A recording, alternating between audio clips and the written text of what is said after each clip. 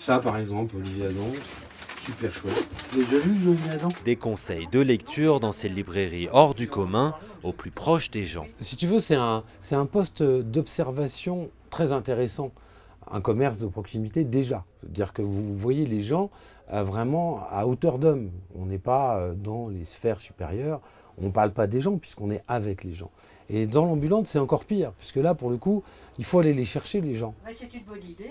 Bah Parce oui. qu'il n'y a pas de librairie ici. Hein. Non, il n'y a pas de librairie du tout dans la Vallée de la Blanche, il faut aller quand même assez loin. Donc on se dit que ce serait pas mal que les gens y profitent. Gérant d'une librairie à Barcelonnette, Olivier a eu besoin d'augmenter son chiffre d'affaires hors saison touristique.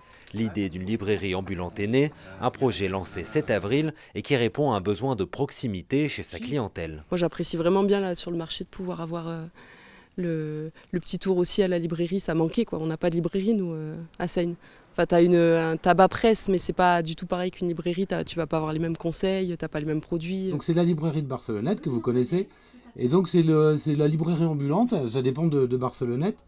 Et on vient tous les vendredis matins. Lassé par son ancien métier de journaliste, Olivier a acheté une première librairie à Saint-Martin-Vésubie, tenue par sa compagne, avant d'ouvrir sa propre librairie en 2021.